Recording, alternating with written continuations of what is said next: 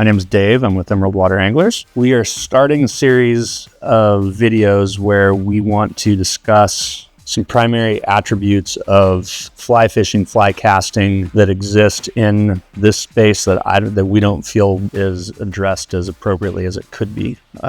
What it's going to entail is us talking about, we're going to start by brand and we'll move through all the different brands. We're starting with Thomas & Thomas today. The first rod that we tested this morning was the Paradigm, which in the scheme of what Thomas & Thomas builds, this is kind of their niche 5-weight rod that is pretty full flexing. So if you look at our website and how we rate all of our rods, we go full flex, mid flex, tip flex. We believe that that's a visual cue to help people understand what the flex pattern is within the rod.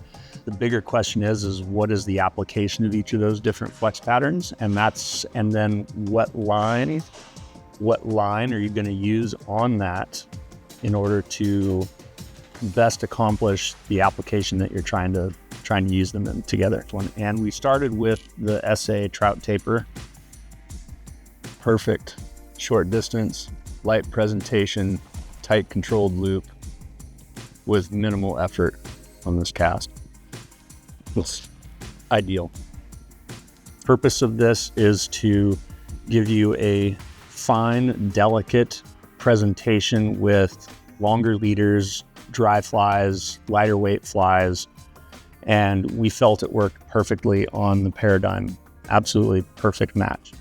So what we're going to do next, though, just so we can exemplify what we're trying to talk about here, we're going to put another couple of lines on here from Scientific Angler with dramatically different tapers than the trout taper, so that you can see the difference in how the rod performs in conjunction with those tapers, hopefully clearing up some of that sort of fog that everybody has about what line, what rod, what application.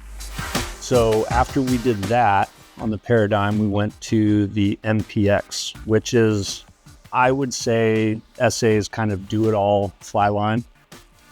It is has a little bit shorter head. It's a little bit more aggressive than the forward taper and has a little bit more girth. The idea is that it will have a little bit more punch to it, can turn over a little bit heavier rigs like streamers, some nymph rigs, stuff like that.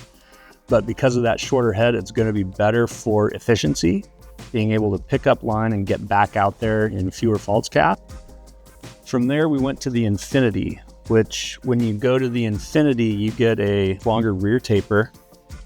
Still has about the same amount of front taper, but overall the head length is longer and the middle of the belly is larger for a longer period of time than the MPX. So what this means is that it's going to carry a little bit more overall grain weight out the rod tip when you're carrying more line, which is going to load that rod a little deeper in the flex.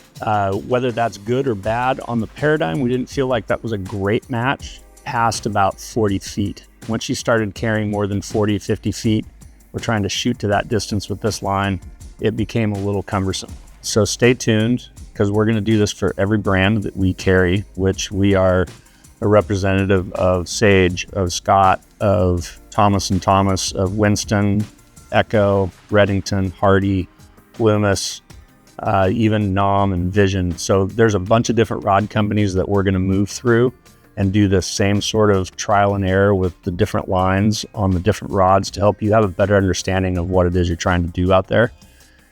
Ever have questions, please don't hesitate to call us, and you'll probably see a little bounce between myself and Mitch and maybe one of the other staff talking about these rods, so you get a little bit different vernacular from them on it.